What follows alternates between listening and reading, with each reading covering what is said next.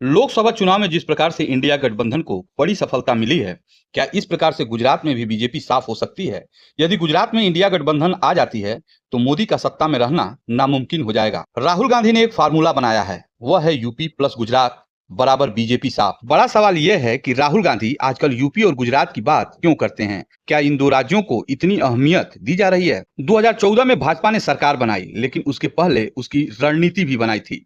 मोदी ने दो बेस बनाए, एक यूपी और एक गुजरात। दोनों राज्यों में रणनीति बनाई और इससे लगे राज्यों में भी बड़ी संख्या में सीटें जीती।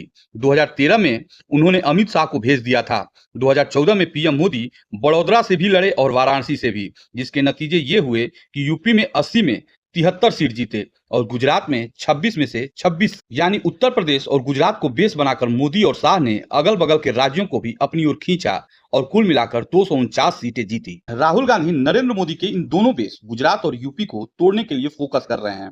2 दिन पहले राहुल गांधी गुजरात गए थे। सवाल वही है ना कि क्या मोदी को उत्तर प्रदेश और गुजरात में हराया जा सकता है?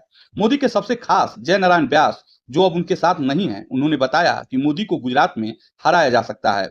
यूपी में राजनीतिक सलाहकार प्रोफेसर रविकांत ने कहा कि राहुल गांधी, अखिलेश यादव ने कास्ट सेंसन का मुद्दा, आरक्षण को बढ़ाने का मुद्दा, दलितों का मुद्दा, सोशल जस्टिस का मुद्दा उठा करके माहौल बनाया है।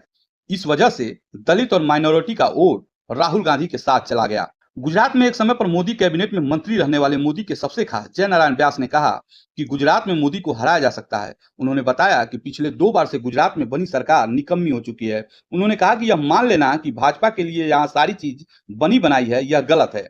कांग्रेस का बड़ा मत है और भी बढ़ेगा। व्यास ने बताया कि अलग अलग पार्टी होने की वजह से कांग्रेस का वोट बढ़ जाता था, लेकिन अब सभी के साथ आने के बाद वोट इंडिया गठबंधन को जाएगा। वोट अगर नहीं बटा तो 100% भाजपा के सामने कांग्रेस जीतेगी। उन्होंने बताया कि अमित शाह मोदी का कॉम्बिनेशन है, अगर यह दोनों अलग अलग हो गए तो यह कभी नहीं जीत पाएंगे। उन्होंने कहा कि कांग्रेस संगठन अगर अपने काम पर खरा उतरे तो कांग्रेस आज भी गुजरात में सत्ता का सिंहासन प्राप्त कर सकती है। वहीं प्रोफेसर रविकांत ने कहा कि दलित पिछड़ा वर्ग और माइनॉरिटी इंडिया गठबंधन के साथ रहा तो यूपी में योगी जी का पत्ता भी साफ हो सकता है।